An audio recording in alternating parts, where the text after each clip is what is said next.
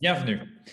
Le cessez-le-feu du 10 novembre, signé par l'Arménie, la Russie et l'Azerbaïdjan, impose des clauses léonines à l'Arménie, dont la perte des trois quarts du territoire de la République d'Artsakh, du Haut-Karabakh. Les conséquences humaines de cette guerre sont inimaginables en termes de pertes humaines, en termes de population déplacée, de crimes de guerre, d'infrastructures civiles détruites, de prisonniers de guerre maltraités, de décapitations, de prisonniers de guerre qui ne sont toujours pas rendus à dessein afin de créer de la tension dans la société arménienne. Mais les sujets graves ne manquent pas. Mais il y en a un qui nous intéresse aujourd'hui, c'est celui du devenir du patrimoine arménien sur les 8000 km² finalement que l'Arménie et le Karabakh ont perdu au terme de cette guerre. Encore aujourd'hui, demain, l'Arménie rend des terres à l'Azerbaïdjan sur lesquelles se trouvent des trésors architecturaux arméniens. Pour iStart, qui s'intéresse à la création culturelle, aux droits humains et à la démocratie en Arménie et dans les pays voisins, c'est une question essentielle dans la mesure où les droits culturels, on pourrait y revenir longuement, mais sont des droits humains. Il suffit de penser à une partie de l'article 22 de la Déclaration universelle des droits de l'homme qui dit « Toute personne est fondée à obtenir la satisfaction des droits culturels indispensables à sa dignité ». Nous sommes aujourd'hui avec le président, cofondateur de iStart, Alain Navarra, qui est sociologue, historien de l'art, spécialiste du patrimoine arménien, entre autres choses, et qui va répondre à deux questions aujourd'hui. Alors, bienvenue, Alain.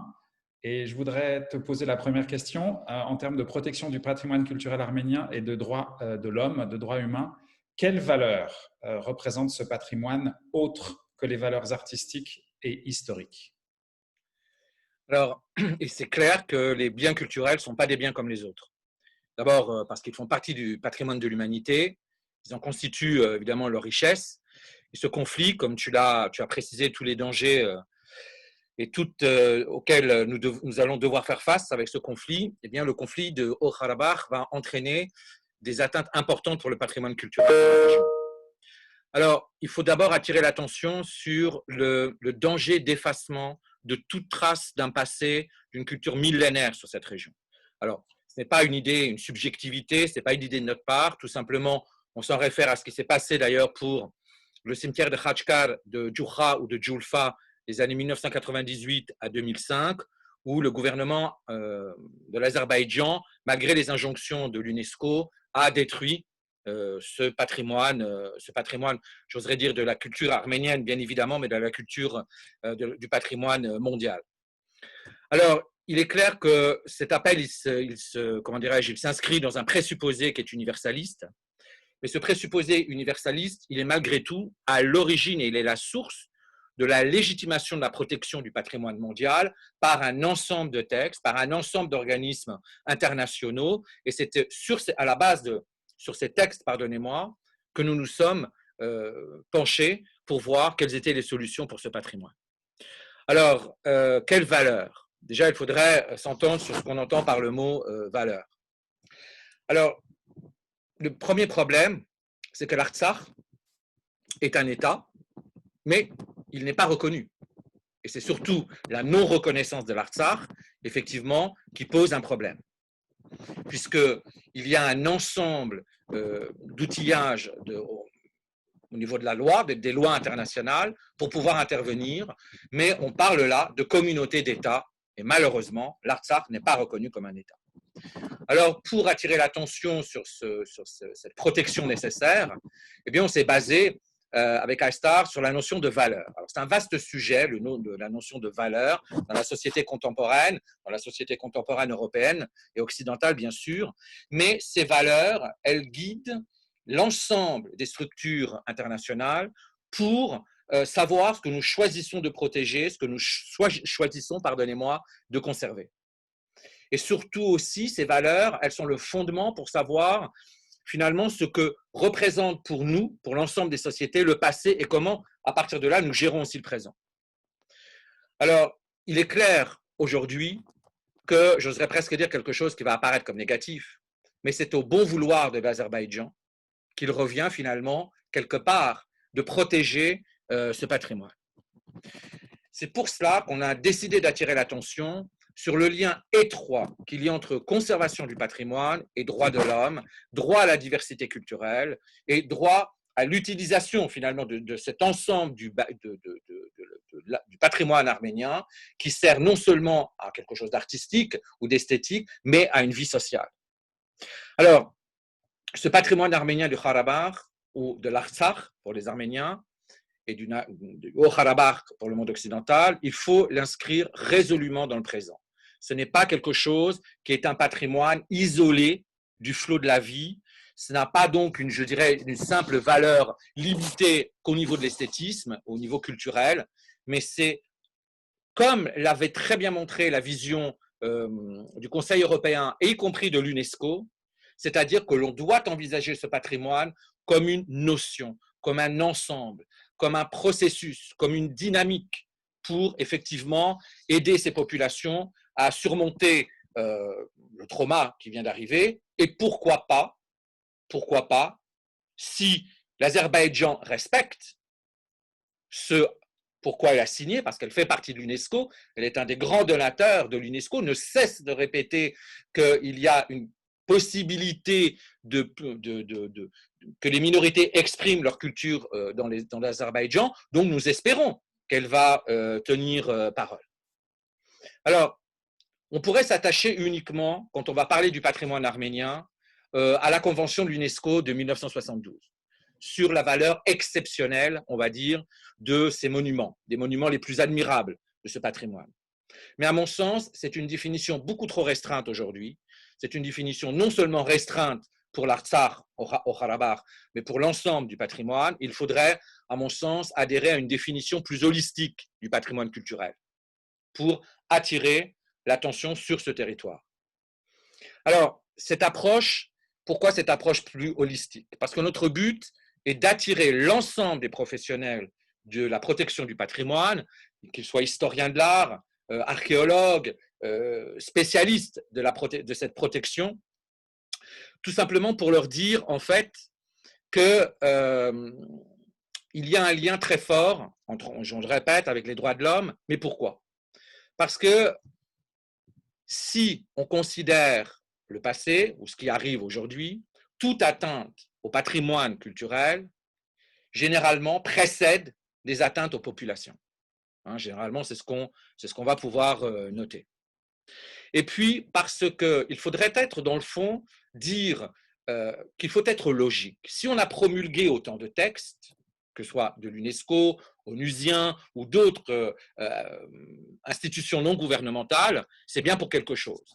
Donc, par exemple, si on s'en réfère à la Convention de l'UNESCO de 2005 sur la protection et la promotion des expressions culturelles, on est là en plein cœur.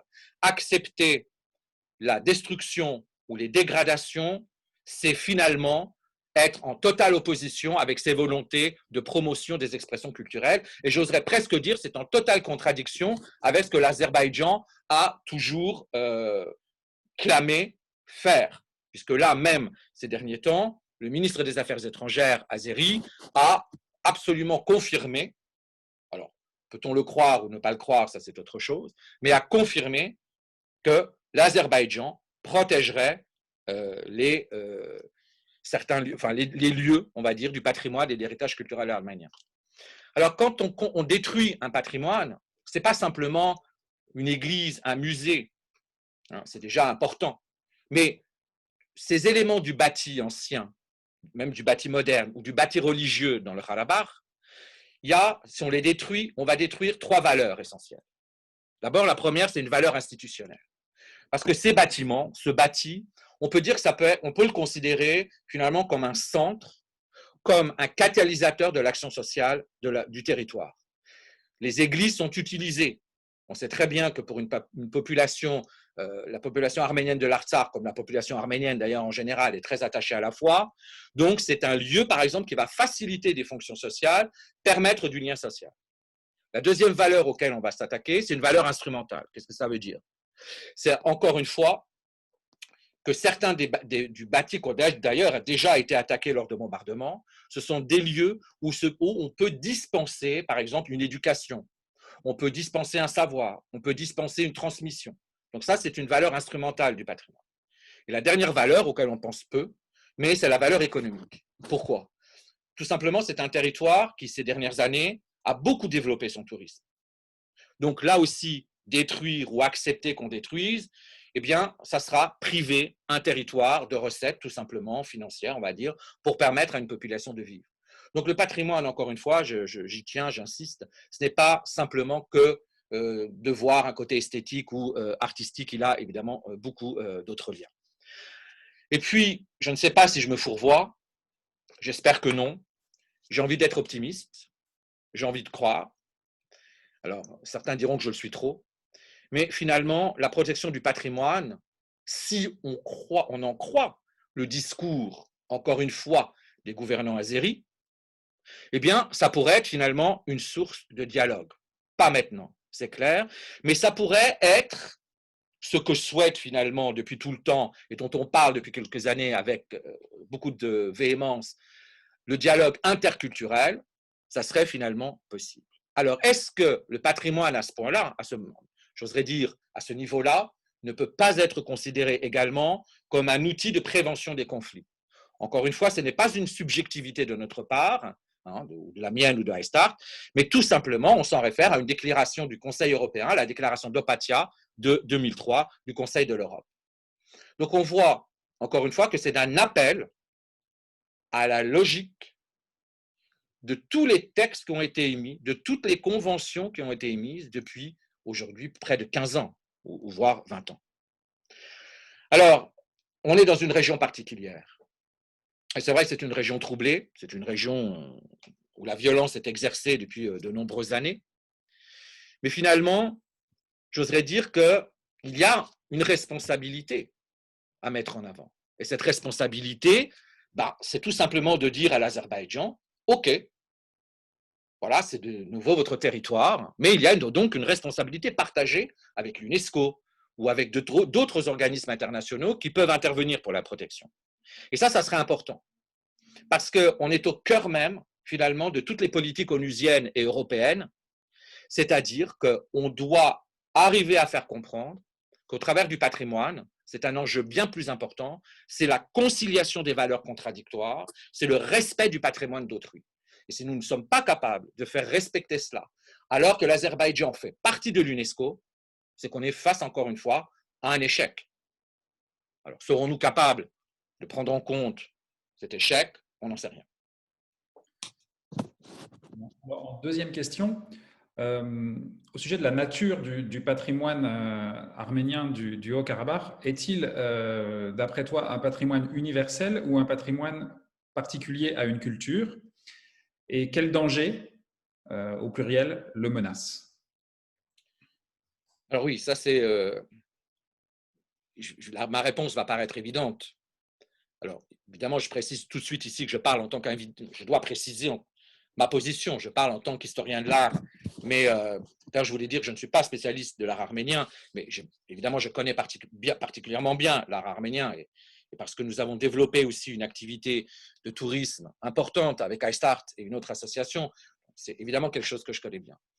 Mais ma position me dit que non, ce n'est pas un patrimoine qui est uniquement particulier à la culture arménienne. D'ailleurs, ce n'est pas comme ça que j'envisage, moi, personnellement, l'idée d'un patrimoine. Il est très important de penser à cette idée, j'oserais dire, d'universalisme, même si je sais que c'est une vision très eurocentrée ou très occidentale, puisque dans le fond, qui classe les monuments au patrimoine mondial de l'UNESCO, c'est en général le monde occidental. Donc, je sais très bien que ce mot d'universalisme ou d'universel peut agacer. Mais je vais aller au-delà. Je ne voudrais pas paraître pédant, mais je vais m'en référer à la notion d'appartenance à l'humanité qui est issue de la philosophie de Kant et des droits des responsabilités. Donc, c'est quelque chose qui doit faire écho, finalement, au monde occidental. Et puis, en fait, tu l'as souligné toi-même, toute personne, dans le fond, c'est ce que souligne le monde occidental, toute personne devrait, pour être citoyen à part entière, avoir le droit d'accéder à l'ensemble des connaissances accumulées par les hommes et de connaître les grandes réalisations de l'humanité à travers les âges. Donc, encore une fois, je ne fais que me référer à l'ensemble des textes et à l'ensemble de la pensée qui guide la conservation du patrimoine. Donc, priver des monuments aussi importants.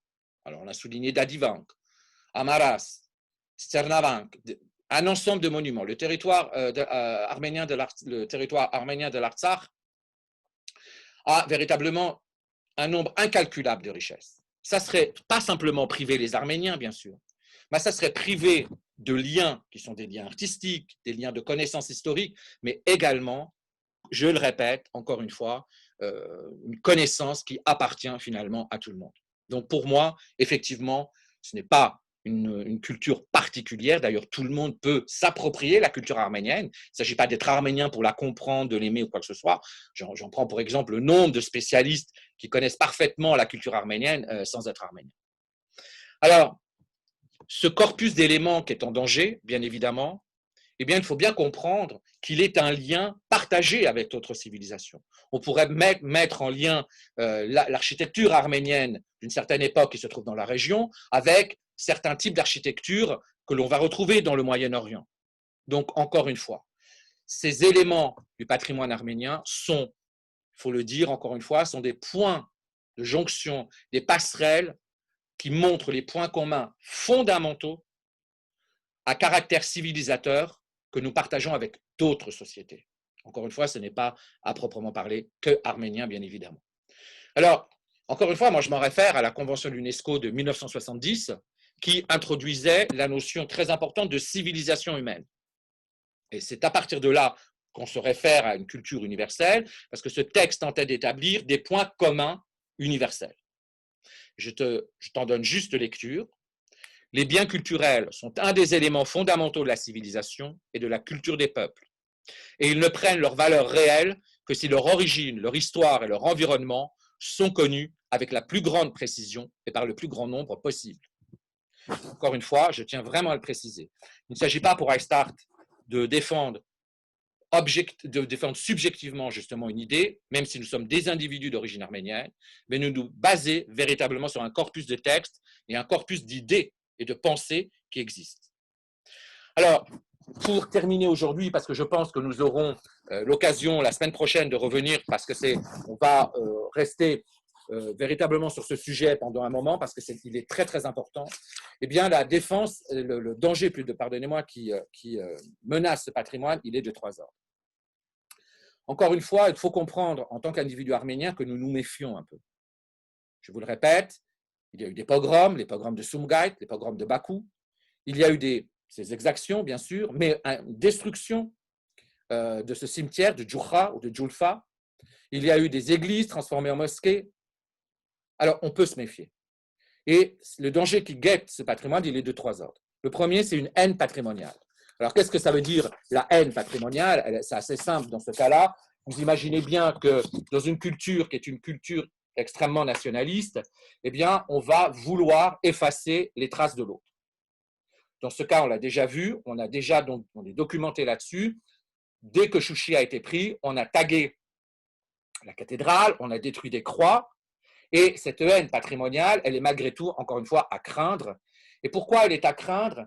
Parce que, dans le fond, le discours de l'Azerbaïdjan, depuis longtemps, mais là avec une extrême véhémence depuis le conflit, c'est de supprimer l'historicité des choses.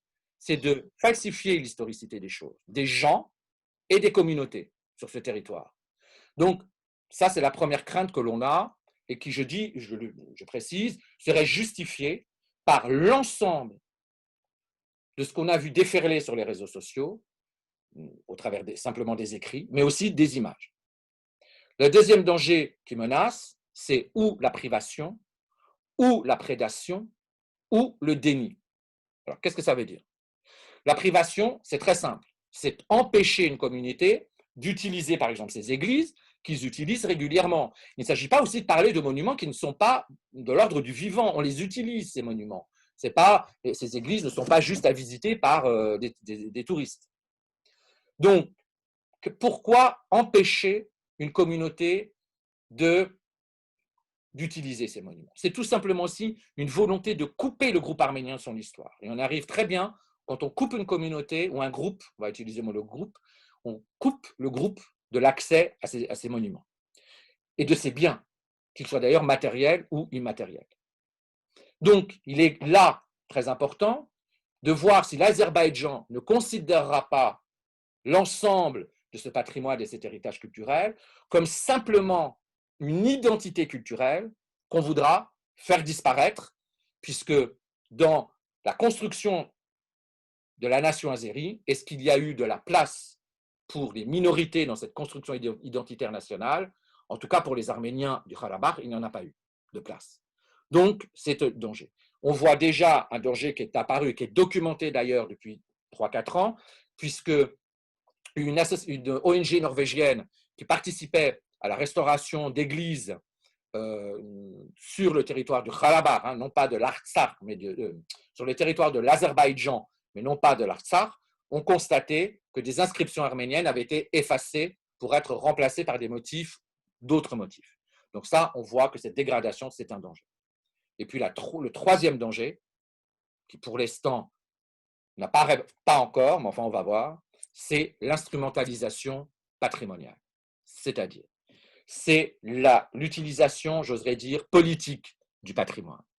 Et ça existe, il apparaît déjà. Et ça, on le voit parce que l'Azerbaïdjan, non pas fait éditer, j'en dirais en tant que livre, mais des textes, par exemple, dans les journaux, des textes, encore une fois, sur les réseaux sociaux. C'est-à-dire que là, on voit que tout est devenu, tout a une origine albanaise. Tout est de l'Albanie, en fait, hein, donc de l'appellation ancienne de l'Azerbaïdjan.